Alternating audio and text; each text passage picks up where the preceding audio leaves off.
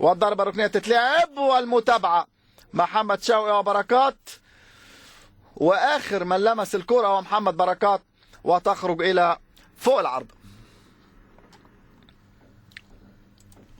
إذا ضربة مرمى. ادي الكرة اللي أخطأ فيها أحمد عادل عبد المنعم على مرتين، حاول يمسكها اصطادها جودوين ثم كمل عليها أحمد علي، لكن تشوف شريف عبد الفضيل تغطية روعة، تغطية روعة من شريف عبد الفضيل، واقف متمركز صح مغطي على حارس مرماه. أخطأ أحمد عادل بعيد بقاله فترة. طبعا أحمد عادل شريف إكرامي استولى على مركز حراسة المرمى. شريف إكرامي طبعا ابن وحش افريقيا إكرامي الكبير، واحمد عادل عبد المنعم ابن النجم الكبير والحارس الراحل ايضا. يعني اثنين حراس مرمى وكانها جينات حراسه المرمى بالوراث، احمد عادل عبد المنعم وشريف إكرام. بقاله فتره بعيد زي ما قلت احمد عادل. الان يعود للمشاركه، يخطئ ولكن تمر الامور بسلام. تلقى مرماه، تلقت شباكه هدف مبكر جدا في الدقيقه الخامسه من تسديده عبد الله الشحات. والان الاسماعيلي يحاول تعزيز الهدف. تتلعب الكره عبد الله السعيد راسيه على حدود منطقه الجزاء، وكره يخطفها خطف احمد سمير فرج بقدمه اليسرى التي لا تعرف الرحمه. نعم، من البدايه في ناشئ النادي الاهلي والتألق في كأس العالم للناشئين والشباب، ثم الانتقال إلى سوشو الفرنسي موسمين، عاد الأهلي لم يجد نفسه، ثم انتقل للإسماعيلي في 2006-2007. مميز جدا وعامل موسم أكتر. انضم المنتخب المصري أحمد سمير فرج الموسم الماضي، وعامل موسم طيب حتى الآن، خاصة في التوظيف اللي بيوظفوا له مارك فوتا. يعني الهولندي مارك فوتا ده يدفع بعبد الله الشحات، يمنح حريه لاحمد سمير فرج في التقدم للامام والاستفاده بتسديداته الخطيره جدا وبقدمه اليسرى الرهيبه جدا. محمد طلعت وقع على ظهره، نتمنى له السلامه ان شاء الله. محمد طلعت وكره مشتركه مع معتصم سالم. طلعت ايضا احد النجوم الشباب، كان في منتخب الشباب المصري في كاس العالم العام الماضي 2009 اللي نظمتها مصر. من بورفؤاد لاهلي دبي للاهلي من الموسم الماضي. طلعت مفيش مشكله، كمل المباراه والكره تلعب لمعتصم. هل يكتفي الاسماعيلي بهذا الهدف ويحاول انه يحافظ عليه للخروج بفوز معنوي هام؟ لكن اتقطعت الكوره. فرانسيس هيعمل ايه؟ فرانسيس وتسديده من بعيد. فرانسيس يسدد يجرب، لكن تمر الكرة بجوار القائم الأيمن من فرانسيس، اللي كما قال وكما صرح يحتاج للمشاركة، يحتاج فرصة. فرانسيس له يعني تاريخ في الانتقالات، تاريخ ليس بالسيء. يعني البداية في تونير ياوندي الكاميروني، ثم عبر المحيط الولايات المتحدة في مينيسوتا ثاندر، ثم اترومينوس عاد إلى اليونان، ثم نيويورك ريد بولز، ثم دي سي يونايتد في واشنطن، ثم إلى الأهلي. رأسية من طلعت تصل إلى جده محمد ناجي. جده صاحب أشهر مشكلة، هو كل موسم لازم منشتات، لازم مشكلة كده تخلق منشتات في الصحف وفي صفحات الرياضة من زمان. هذا هو العرف واعتدنا على ذلك. من الستينات كان جده هو بطل مشكلة هذا الموسم بالأهلي والزمالك، وكان طرف ثاني طبعا أو طرف ثالث ناديه الأصلي نادي الاتحاد السكندري.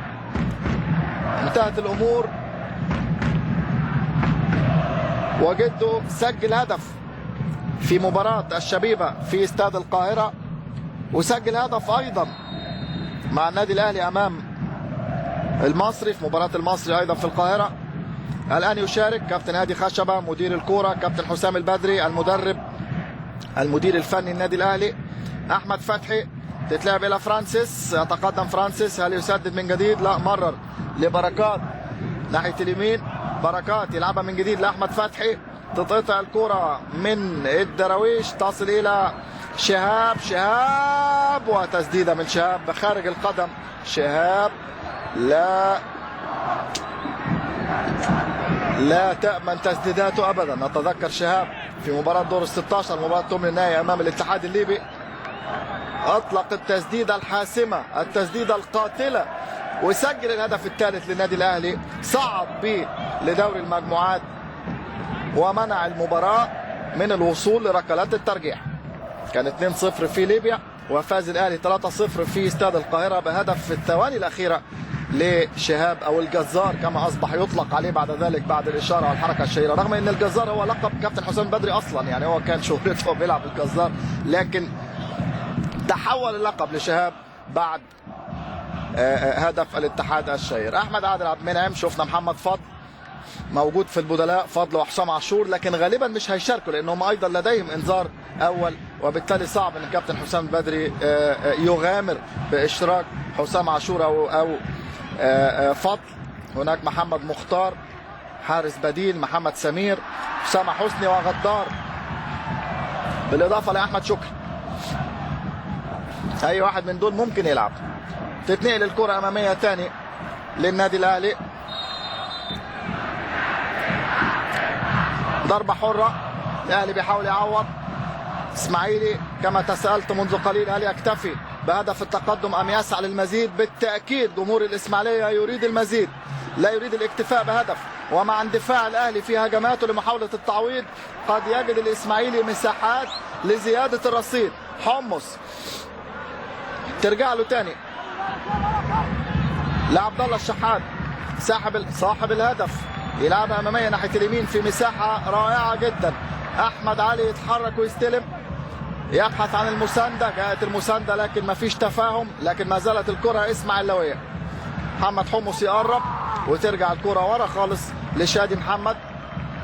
حمص من جديد، الظهور الاخير للاسماعيلي هذا الموسم في هذه البطوله.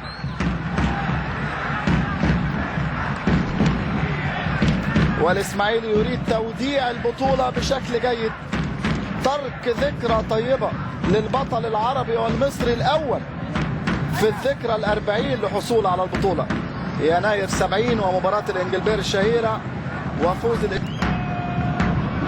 وشادي يتفوق، شادي تصل الى حمص، يرجع ورا لاحمد صديق، انطلاقاته خطيره جدا. صديق من الجانب الايمن،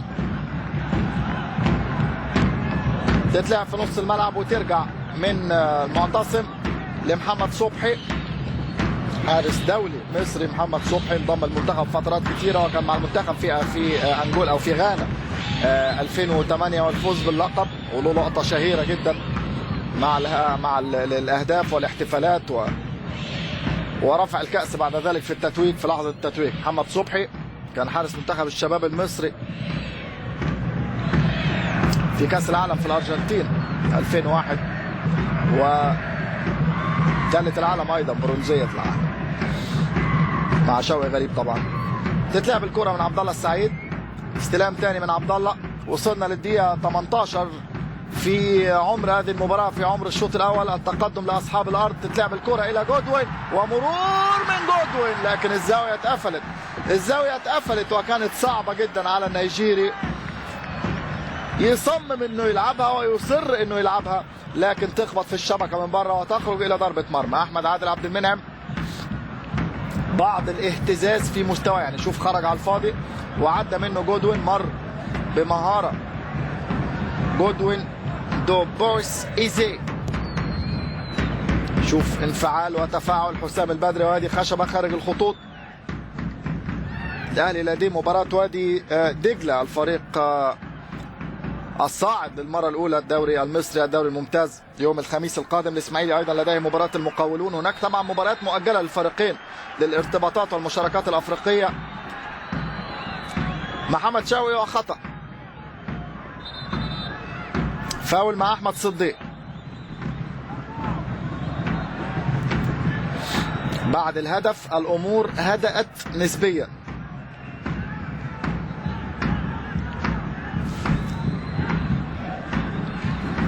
واللعب اصبح منحصر اكتر في منتصف الملعب. الاسماعيلي لا يريد ان يضغط اكتر من ذلك، مش عايزين يضغطوا، مش عايزين يلعبوا زي ما كانوا بيلعبوا في اول 5 دقائق، علشان ما يدوش الفرصه وما يدوش المساحات للنادي الاهلي لمحاولة تعويض الهدف. علاء ميوب على الخط، مدرب مساعد في النادي الأهلي كابتن علاء بيستدعي أحد اللاعبين من داخل الملعب.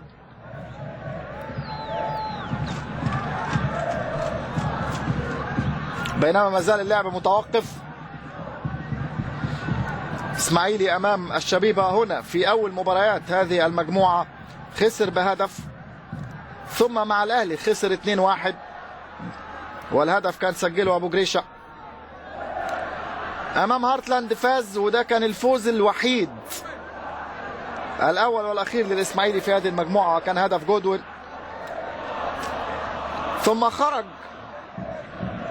الى نيجيريا لمقابلة هارتلاند في نهار رمضان وفي الصيام، وتقدم بهدف حمص، ولكنه خسر في النهاية 2-1 ولم تسعفه اللياقة البدنية ولا المجهود الكبير اللي بذله اللاعبين. ثم بعد ذلك كانت مباراة شبيبة القبائل الأخيرة، ورغم العرض الجيد والأداء الرائع اللي قدمه الإسماعيلي لكنه فرط في فرص كثيرة، ونجح شبيبة القبائل في تسجيل هدف قبل النهاية والفوز وهزيمة الإسماعيلي 1-0. يعني هو في حقيقة الأمر الإسماعيلي خرج لأنه فرط في نقاط ما كان يجب أن تضيع، فرط في نقاط كثيرة ونقاط سهلة، بالإضافة بالتأكيد غياب حسني، إصابته في مباراة للأسف ودية يعني فرقت، أثرت معهم كتير. غياب عمر جمال يعني عندما يعود